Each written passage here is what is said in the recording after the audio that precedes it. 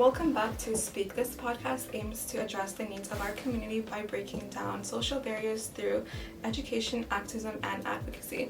I'm Kulsum, and I'm joined by my co-host, Phoenix. We hope that this conversation resonates with you and inspires you to continue these discussions both in this space and beyond. Change is an act, a resource, and a guide to bettering not only our own lives, but those of our community as well. Today's topic is access to education and resources as a refugee and newcomer, where we will be investigating the challenges newcomers and refugees, specifically women and children, face in receiving the necessary programs and resources to adjust to this new space. Accessible education is a human right. For refugee youth, especially girls, this fundamental right is oftentimes compromised because of the intense pressure to help out the family at home or through working. This further puts youth at a risk of being exploited through child labor and serves as a barrier to growth and development that education provides. Education is not only an aid to development, but it acts as a stepping stone to better career opportunities, living situations, and autonomy in an individual's life. Let's explore this further. But first, we'd like to introduce our very special guest, Marcie, who is joining us as a representative from the Working Women Community Center. Thank you so much for speaking with us, and we'll let you introduce yourself. My pleasure. Thank you for the invite. So, yes, my name is Marcie Ponte, and I'm the Executive Director of the Working Women Community Center, and I'm going into my 22nd year as Executive Director, but I have a very long history in the sector. Started when I was 17 years old. And I actually sat on the first incorporated board of directors of this organization in 1978. So I don't have founder syndrome, but I have a long history in the sector, and specifically working with immigrant women, refugees, and newcomer women. According to the United Nations Refugee Agency, 45% of refugee children are not enrolled in school. This is alarmingly as high as almost of all refugee children do not have access to education. From 2019 to 2020, the gross enrollment rates of refugees in post-secondary was 5%. Although there was a 2% increase from the previous year, it is evident that there are clear barriers preventing migrants from receiving the support and resources they need to succeed in their academic journeys. So Marcie, a question for you. Why do you think refugees and newcomers don't have the same access to education and resources as non-refugees? Well, there's a distinction between documented refugees, conventional refugees, who are recognized by the government, and those who have no status. Right. Our experience over the last I don't know how many years, is that if you are a convention refugee or you're a sponsored refugee, you can actually access the education system. The problem is that in the last few years, there's been a decrease in slowness in approving refugee status, and so boards of education are reluctant to take children into their school system if they don't have documentation. It poses a real problem for children to be accessing education. And if their parents don't have status, they're not able to help. And so it's a real conundrum for refugees living in this city who don't have status. And children pay the price of that. And yes, it's girls, but as young men grow up, it becomes even worse because the expectation is, well, if you can't go to school, you gotta go to work, right? So it's a real problem in this city. Yeah. It's really unfortunate because you would think that they wouldn't have to deal with these issues and they should be able to have the education that we offer here in Canada just as anybody else. Well, but look at from this perspective. If people come to Canada for different reasons, and communities who are escaping violence and war usually travel from one or two countries to get to a refugee camp, right? They spend years in refugee camps where they're not in school, there's no systems, they've left documents behind, God knows where, right? Yeah. So they have no documentation. By the time they get to Canada and they are able to access school, that's a whole other trauma that they're having to deal with, right?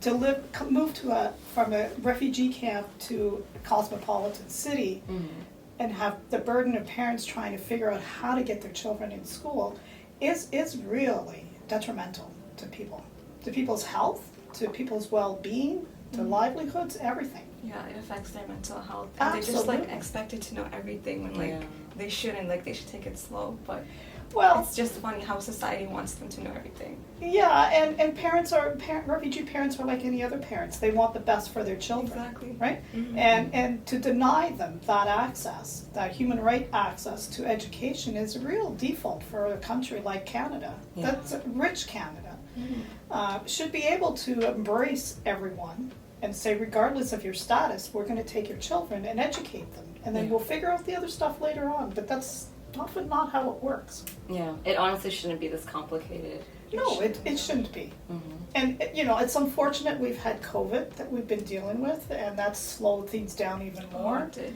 Mm-hmm. We've seen a lot of families living in isolation because they haven't been in school, they haven't been with their friends, their parents can't do the education work with them that they need. Mm-hmm. So yeah, there are a lot of issues that prevent that human right access. Mm-hmm. Yeah, and another question I wanted to ask is specifically, how do you think the mental health and the physical well-being of not only these kids but the parents and their parents who are the refugees are, how do you think it's impacted by these sort of barriers that they have to face? Well, but think of the trauma of coming from refugee camps, from a war-torn country. Mm-hmm. I mean, just last week, Mm-hmm. I'll give you an example. Just last week, we had all these refugees from Ukraine in Toronto. You had the airplanes, the CNE. Oh, yeah. Picture that. You've just come from a country that's been blown away by violence and war, and you're now living here in this city that you think is peaceful, and there are these jet planes. The trauma. There's so many ways to experience trauma, and that's a simple one, but it's very true. We also experience a lot of women who experience violence in the home. If they've been isolated, especially in the last 2 years, they've been isolated at home with their family. You can't go anywhere. We've seen a lot of women experiencing violence, and trying to find them shelter is impossible. It's virtually impossible to get women into safe places because there just aren't enough. So there's a lot of trauma that people have been experiencing over the last few years. Okay, thank you for that. So in terms of refugee youth, girls face an even larger barrier to accessible education. According to the UNHCR, enrollment rate for boys at the primary level is 70%, while it's 67% for girls. Let's explore what the Working Women Community Center has to offer for refugees and newcomers, in addition to why girls are at a larger disadvantage. Well, when I came to Canada, I was 7 years old. I was expected to get out and work. The expectation is that we work to help support the families, and there's a lot of pressure. And when you have both parents not working because they don't have status, or they're working underground, there's no protection. There's no access to health care. There's no employment protection. The stresses of all that is enormous. And so it becomes a family affair. It's not just about the parents, it's about the whole family has to contribute. And so there's pressure on youth in particular. It's very traumatic. It's very, it can cause some very serious mental health issues, even at young ages. And we have 12 counselors, 12 settlement workers in our center across the city of Toronto.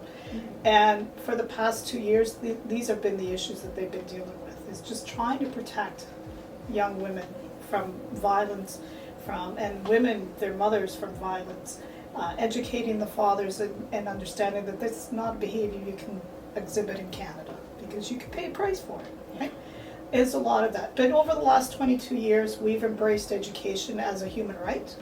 And we've said, we're not just going to sit back and watch newcomer immigrant children suffer from a lack of education because they're immigrant children. That's just not acceptable. And so we've taken that work on. We've taken it on for Portuguese and Spanish-speaking communities because in 1999, I say. The City of Toronto commissioned a report that identified 5 gap communities that had the highest dropout rates and lowest rates of kids going on to post-secondary education. And I'm going to talk about this later today. But, you know, so we as a community took it on and said, that's not acceptable. And we've eradicated the dropout rate in the Portuguese community. We've been working really hard since 2008 to do the same in the Spanish community, Latinx community. And we're working to try and open it up to all students in need. So that would include refugees from whatever country. It's another fight that we have to try and secure that funding, but clearly there is a need. So for the past 2 years, our students, the tutoring that they had, an hour or 2 a week, was the only form of education they had for the last 2 years. Wow. And that, so think about that. These are kids who had access to a tutor program. Just think about kids who had no access. Yeah. Exactly. It's frightening. It's just not, it's not just. It's just there's something wrong with the system when that happens. Yeah. So yeah, we've taken on the education fight in a really big way. So what kind of resources do refugees and newcomers have access to in Canada currently? Well, they have access to organizations like ours, all over the city, and all over the country. Actually, the settlement services are paid for by the federal government, but it's paid for convention refugees, people who are already sponsored, right? We also get funding from the province to work with people who don't have status. It's a little bit of money, but you know, it still allows us to support non-status people. And because of their situation, they're the ones who need most support. Right. So Working Women Community Center provides a lot. So like compared to other countries, how can we do better? Well, we're a rich country. You think we could do better, right? Yeah. Like, we're not a poor country. We're a big country. We're vast. We've got lots of land, lots of space. There's so much development going on. And, you know, I live in the area, and I work when there's development happening to try and ensure that there's always social housing being integrated into whatever the development is, because there's a real shortage of housing. But it shouldn't be that way, because we're a rich country. Exactly. Right? Yeah. You know, if you think about it, like the funding is going in other places. Yeah. That it shouldn't be. I mean, these are the areas that it could be going to. Absolutely. And increasing health care for refugees. I mean, non-status people can access health care through community health centers because they get a small pocket of money to be able to support non-status people, but it's very small. And once they've reached their quota, they can't take on anymore. So a lot more needs to be done about health care. Yeah, definitely. To open it up to everybody. Yeah, exactly. So we must work together and create an environment that facilitates change and supports refugees and newcomers in their pursuit of stability. However, this may seem difficult when we don't know where to start, whether it be at the personal level or the institutional level. Let's explore this further. So what can the government do? Well, you know, our philosophy, I ever since I've been working in this sector, my position is everybody has the right to belong to community. That's what we're about. Yeah. And so that means that everyone should have access to everything that we've talked about. Yeah. Right? For And sure. it just means that those of us who work in this sector, have to work a lot harder to make sure that no one gets left behind. And that if someone comes in and they have an issue in this area, but we discover there's something else going on here, it's our job to bring all that forward and help people move forward. We have people who specialize in immigration, and all they do is try to secure PR cards, permanent residency cards, dealing with people's immigration status. All of that is so critical to someone's peace of mind. It is. And because the fear when you're non-status is if your kid acts up in school, the kid gets sent home.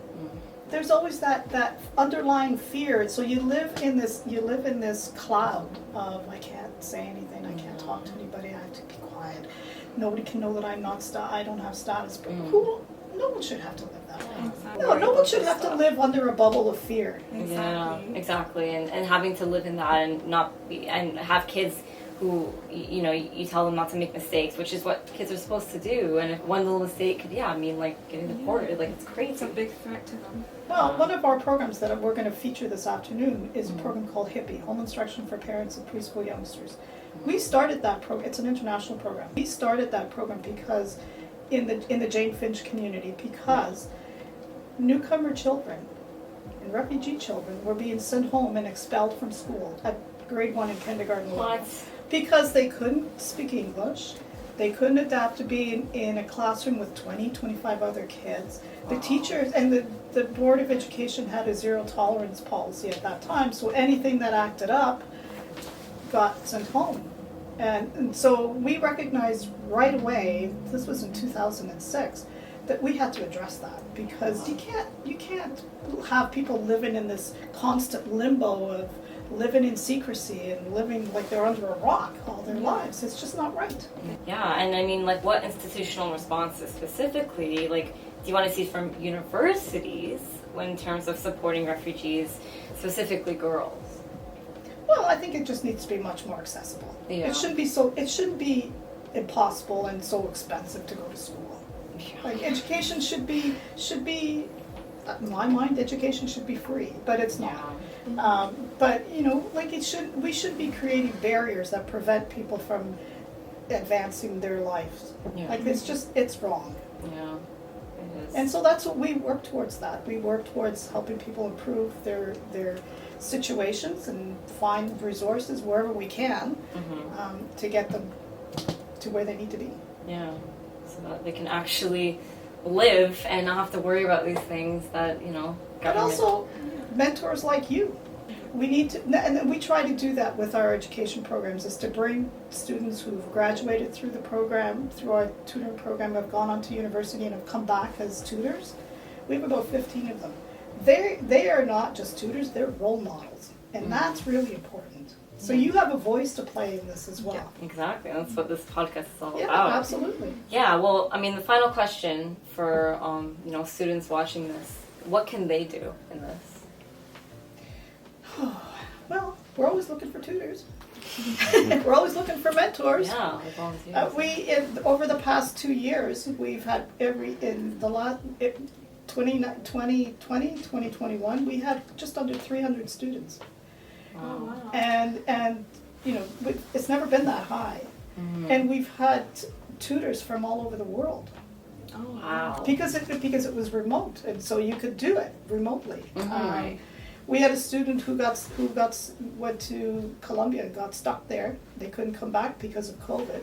Oh. We kept that student for a year in the program to make sure that he was still advancing in his education. But there's lots of ways to participate. There are so many community organizations and women's organizations that if you want to volunteer somewhere and run a women's group, run a youth group, there's tons of stuff available. That's good to know. Yeah. Like this one, right? And I'm a good resource for that if you want to Yeah. be connected. Definitely. Most definitely. Very cool. So this was a great discussion. It really emphasizes the fact that having simple conversations with the people around you can really shift your mindset. And that's why we're so happy that you gave us the opportunity to produce Speak as an outlet for this.